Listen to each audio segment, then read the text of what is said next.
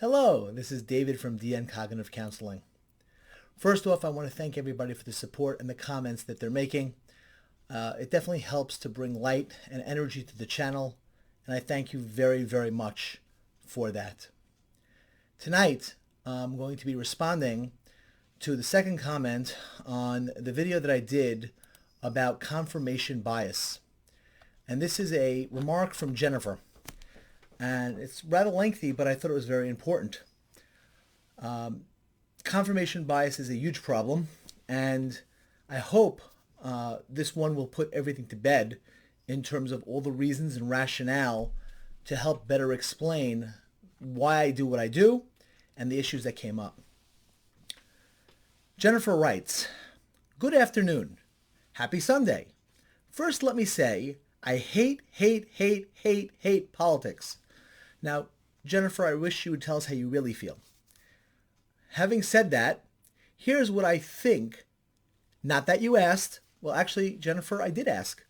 In the videos, I always say, if you have a comment or a question, please feel free to respond and to ask.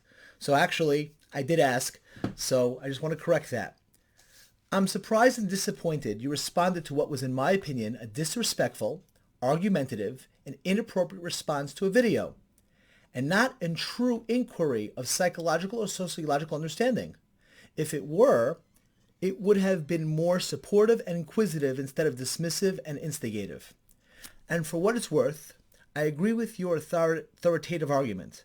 Not one's opinion should be believed or supported because of someone's credentials. It should be supported because you understand and agree with what they're saying, and it makes sense to you. When you have credentials, it should be evident in how you communicate and command the respect of your readers. If you say it, you have proven your point. Again, just my opinion. So in the first aspect here, Jennifer, I absolutely agree with you about the idea of the argument from not working from a statement of authority. And you'll notice that I don't ever talk about things just as from a statement of authority because it's not really appropriate and it doesn't really help with getting a point across. I happen to agree with you on that. But you do say, why am I addressing somebody who's coming at me? Well, for one, anybody who sits and takes the time to write such a lengthy response, I think deserves a response. First off, I want to give it the fact that I consider it, that I actually look at it, and I want to show, first off, that it's not a matter of just my ego deciding about what's right and what's wrong. I do want to hear from other people and their opinions. I'm always open to the fact that I could be wrong about something. In fact, that's what gives me the ability to be able to grow and learn. The other reason why I did this, and again, I don't know if it's true in terms of the quote and who it's from, but it was actually sent to me today. It's Morgan Friedman that said, "Just because I disagree with you doesn't mean I hate you. We need to relearn that in our society." And I so agree with that. I think the aspect of being able to disagree with people and not have anger or animosity is incredibly important. And even if somebody has animosity or anger towards me for expressing something, I'm okay with that. I'm strong enough to be able to tolerate somebody being upset or not liking something. And hopefully I'll be able to explain and we can actually have a dialogue going back and forth and we will resolve what that issue is. And more often than not, you will if people are open to having conversations and dialogue. Jennifer goes on. Now on to the video. The fact that we're even debating a presidential action and inaction versus a governor's action and inaction is infuriating for me. So what? Cuomo's responsible for the virus, statistics in New York, but Trump is responsible for the state's status of the rest of the country? Those numbers include New York. And if it's not Cuomo versus Trump, and the fact that this subject of the debate, in my opinion, how much above and beyond Cuomo has had to go to serve the public in New York? In my opinion, and to the best of my recollection, he had to step up when there was a general lack of reaction from the federal government. Had they listened to de Blasio, would more people have been saved? Of course. Had Trump read the memo from January, would more lives have been saved? There's a ton. Of course, haves could haves and would haves that would have saved lives. The governor and the president should have very different jobs. So the fact that we're comparing them as if they're equals is almost laughable. And by the way, I vaguely remember New York being one of the first major cities to be hit, and I was told the spread was tied to the international airports, and I feel like the rest of the country learned how to handle the virus by how New York reacted. They repeated our success and learned when we fell short. It would make a lot of sense that we, the first major city infected, would yield bigger numbers than cities and states hit later. Jennifer, I thank you very much for that, but there's a lot of inaccuracies in that. First off, a governor and a president are actually the same. They're both the executive branch of that area. The president is of the federal and the governor is over the state. The governor is the president of the state, if you wanted to understand it in those terms. He is the executive branch. Governor has actually more powers in a state than the president does for the country.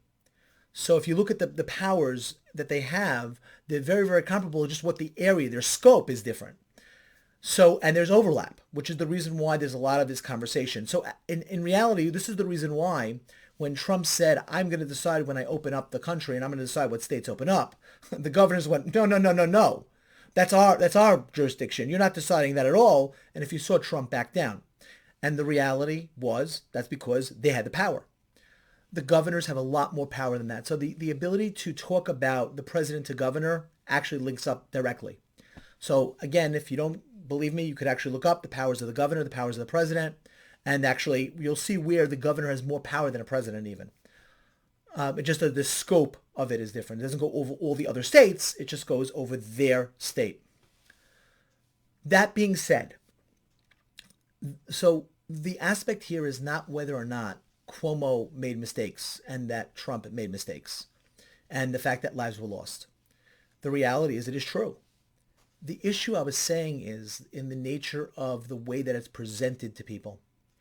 When you have a certain belief about somebody, when you have a certain bias, then you will look for information that confirms your original bias. So if you believe that Cuomo is this really great guy, you're going to be more likely to believe Cuomo. If you are somebody that hates Cuomo, you're more likely to disbelieve him on most things. And the same thing with Trump. If you like Trump, you're more likely to believe the things that he says. If you dislike him, you're more likely to disbelieve the things that he says. And the problem I'm trying to get to is that there's a lot of objective reality that people don't look at. And the reason why they do that is because they have that bias. Instead of saying, no, I like this person, but they made a lot of mistakes and errors. And by the way, you see this very strongly also now what's going on with Joe Biden and the way that people handle the Brett Kavanaugh situation. That's, again, this type of bias that gets in. And you're seeing a lot of aspects of that. And I will give credit to the conservative media in general that for the most part, they've been consistent in the sense of actually stating that Joe Biden is innocent until proven guilty. They didn't jump on the bandwagon just. They do point out the hypocrisy of what was done. But they don't go and say, well, Joe Biden must be therefore guilty because you said the same thing about quote unquote our guy. So in that sense, that is a little bit better, but there's plenty of bias on the other side for sure. And in terms of what was going on, that if Trump would have done certain things, that more lives would have been saved, absolutely. But what I was also saying is that if you take a look at all the other governors, they are all responsible for their states as well.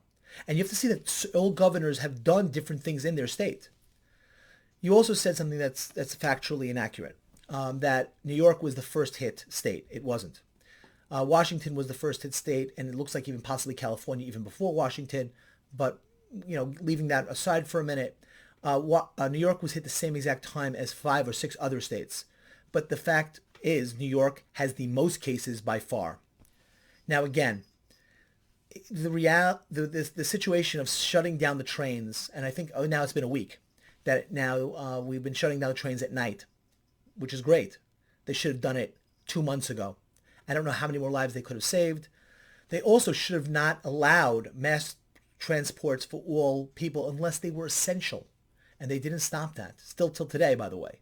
I forgot which newspapers, but a bunch of them showed people during rush hours that trains were still packed. what kind of quarantine is that?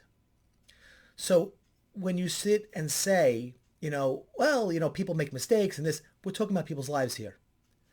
And the issue isn't whether or not it's an opinion. It's a fact that these lives were lost due to poor handling the situation. But because the media has not been forthcoming and upright about its feelings about people, you're getting skewed versions of the story. And this is the reason why so many people love Cuomo and so many people have issues with Trump. And it's not because they're not both making mistakes. It's that one you'll hear a lot more about it and the other you won't. In your segment where you're describing it, that you think New York was hit because of this situation, you're already coming up with excuses for why this was happening in New York. And again, I will honestly tell you, I was in a group and I did this with a whole bunch of people. I told them what we needed to do. I will say pretty early on, before the quarantine even happened. And I said, these are problems that are going to happen and we're going to see a lot of problems because of it. And I'm not a prophet. I was saying it because I remember SARS and I remember Ebola. I remember what the protocols were for them. And I said that these protocols will not work based upon the way that this virus is traveling. And I said there were certain differences already that we knew almost immediately. But again, the problem was in terms of our state, not in terms of the federal government. When you take a look at the rest of the country, you don't see anything like New York. It's not even close. The closest one is New Jersey. But that is a far cry from what happened in New York. And again, when you look at the facts of these things, not my opinion, not feelings, not the way I feel about somebody, just the whole cold hard facts, you'll see what I'm talking about. You go on. I feel like had the subject of the video been the bias, it would have included more of people like Cuomo, and because of that, they are more likely to believe the best in him and overlook the bad press, mistakes, and missteps. Where the Trump's concerned, those same missteps and the bad press are more likely to be believed, and the Trump became persecuted. I don't agree with Corey that you have a bias. Well, I appreciate that, and I thank you very much for that, because I don't feel, given what I'm thinking about, that I did. But I do think you have a definite opinion, and that you focus the video is more on that opinion than the explanation of the bias. Well, again, I understand your point of view, but I went through great detail explaining the facts of what I was saying, where it was reported in the media, and how it was not picked up by the major aspects of media as the narrative of what was going on. They were glossed over and you have to look to find them as opposed to what was going on. I mean, if you look up all the issues that Trump had on this, it's story after story after story. Now, the only reason why I knew about what was going on and the problems that was going on was because, again, I'm dealing with a lot of people on the front lines who are actually going through this. So I got to hear a lot of the first-hand accounts and what was being said. So in a sense, I had the information. And then I did see it also in the papers, just in small areas and small places, but not in mainstream. And because of that, a lot of people have a very skewed version of this. When you watch MSNBC or you watch Fox News, they could be talking about the same story, but the story is not the same. And even though they're reporting the similar facts, the way they present it is totally different. That bias, and by the way, people that watch Fox News generally have a confirmation bias towards Fox News, and people that watch MSNBC have a confirmation bias towards MSNBC. That is one of the ways that people gather their information to be able to view their world. Problem is it becomes self-fulfilling. I believe the same thing that I believe. And that's where the problem comes about. I try to take myself out of it by getting all sides of a situation. Corey, in his original complaint, was that you have to take a look at all sides of a situation. And in that video I explained, I absolutely agree with that. It's very important to not stick only to what you believe, but to get other opinions, to get the other sides of things. Jennifer, you go on and say, okay, sorry about that. I don't agree with Corey that you have a bias, but I think you have a different opinion, and that was more of an opinion.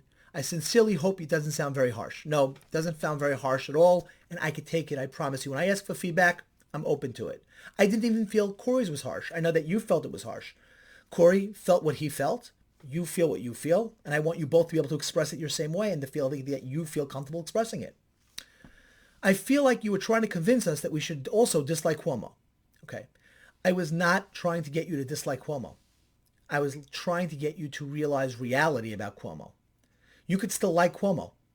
As I did a video about Joe Biden and believing women, you can believe that Joe Biden did what he did and still vote for him. That those two things are not mutually exclusive. Wow,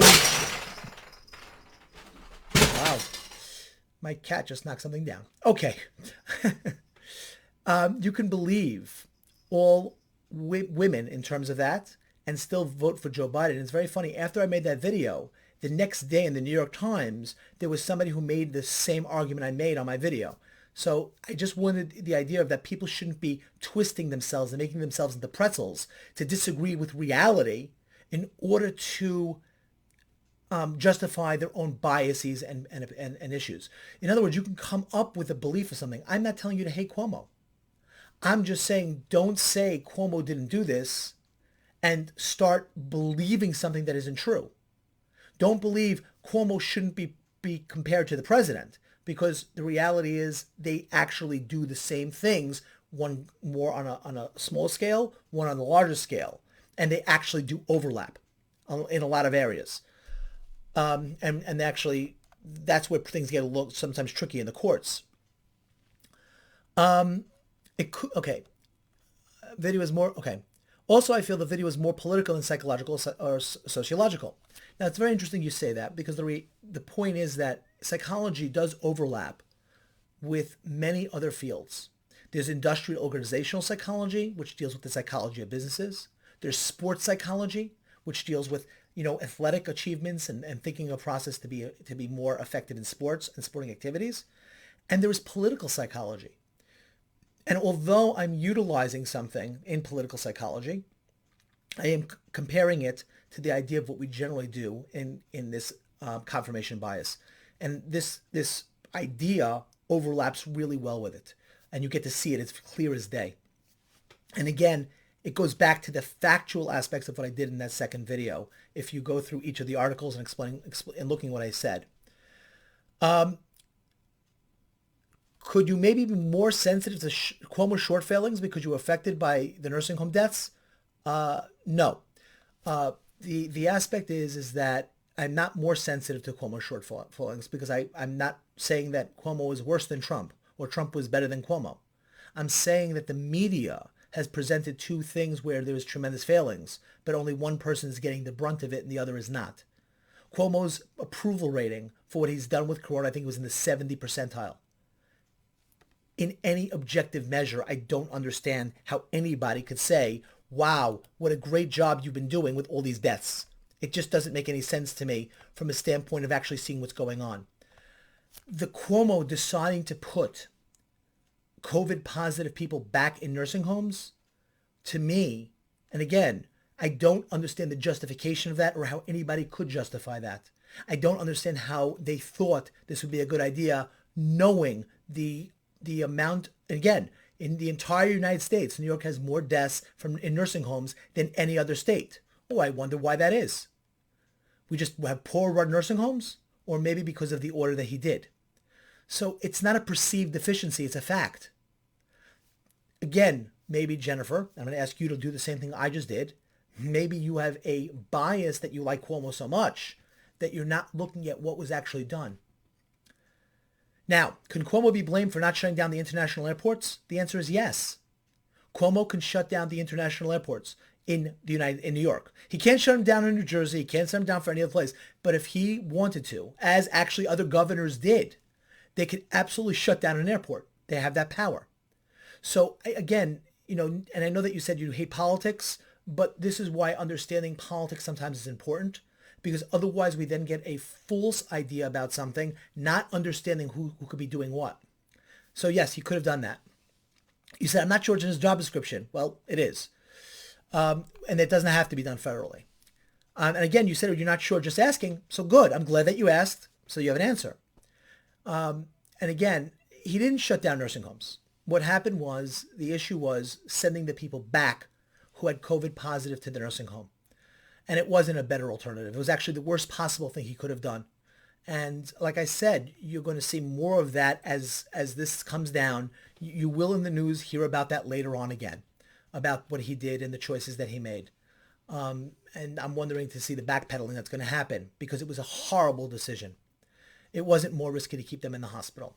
They actually should have had a separate place to put them, or another place to put them, to be able to keep them until they were out of that issue of being susceptible to other people.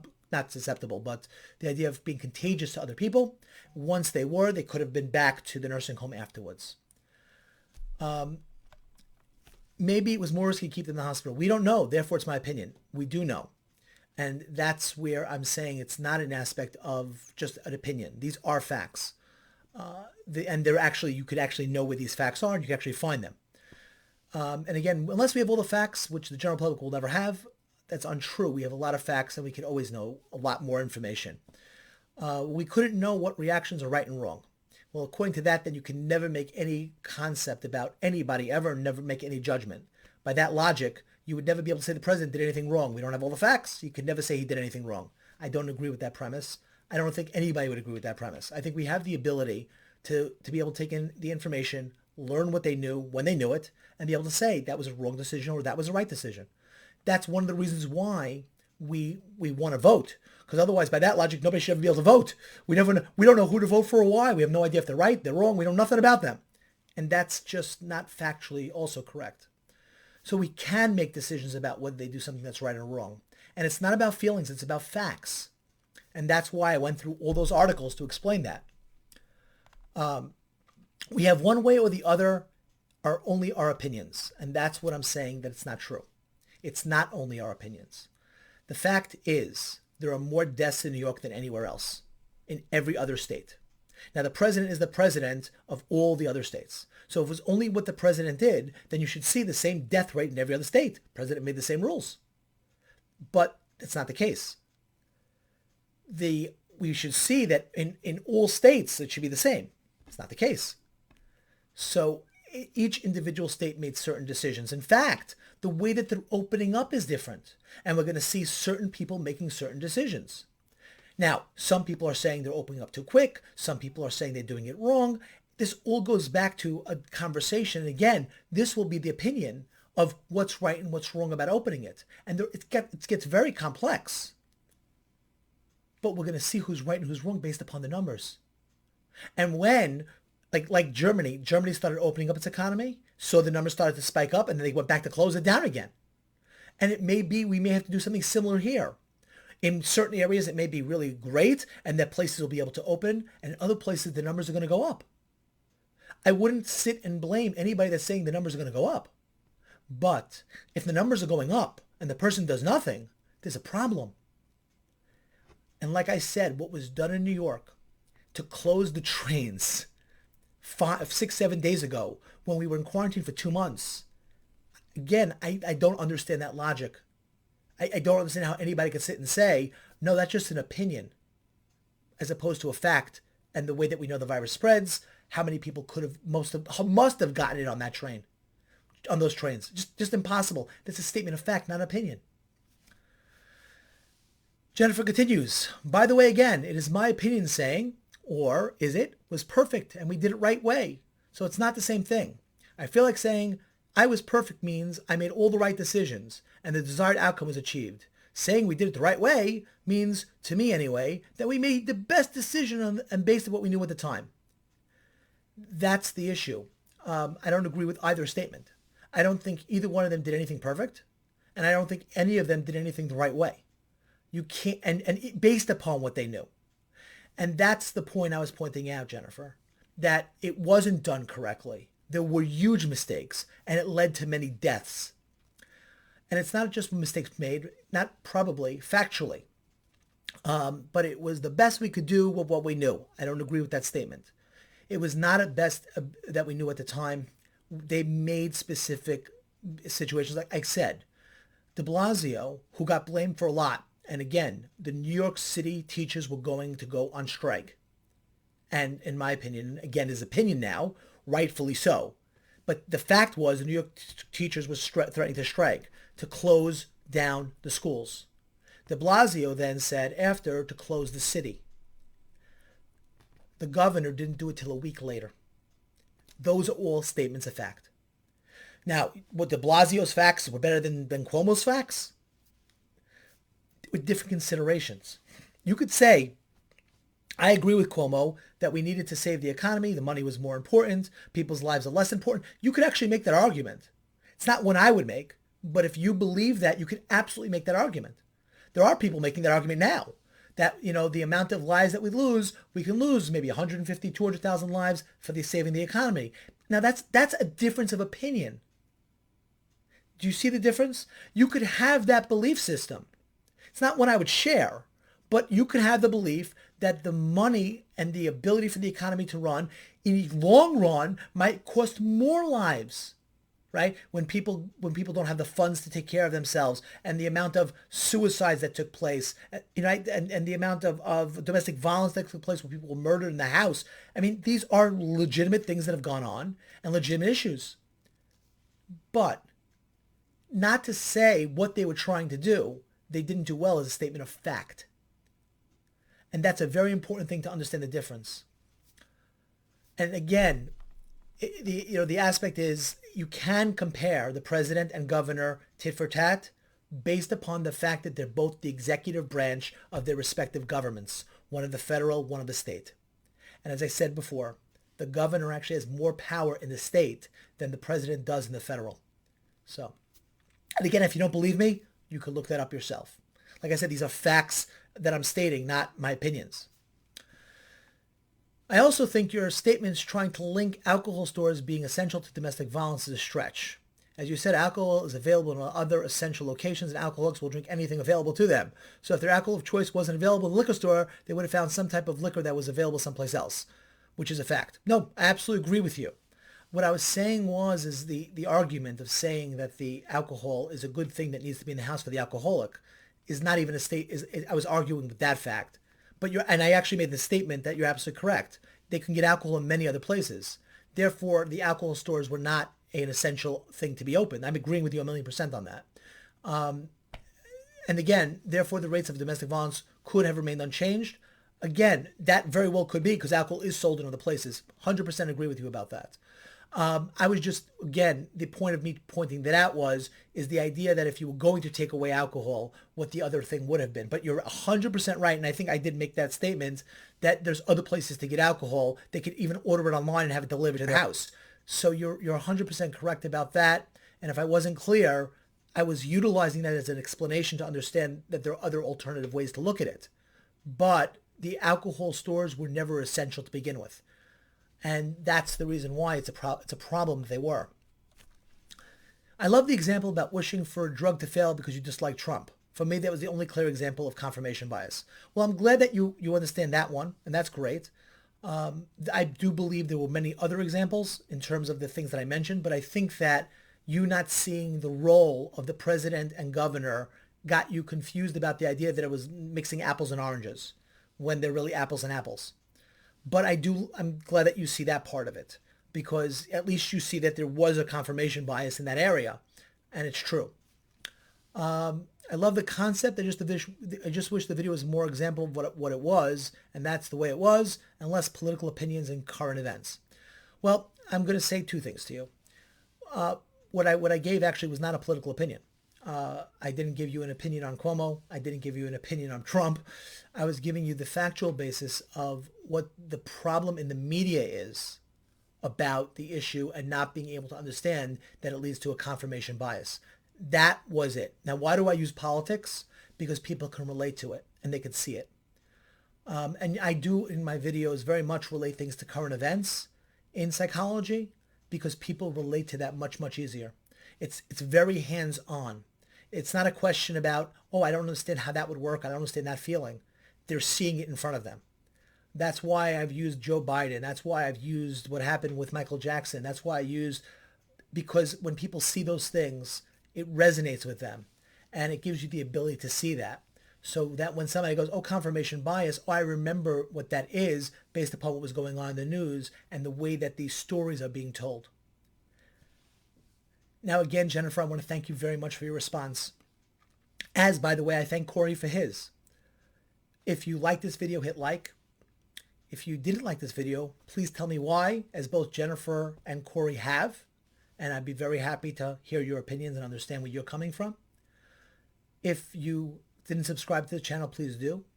And also, if you want to, you can become a patron to the channel by hitting the Subscribe-star link and become a patron there. And thank you very much, and good mental health.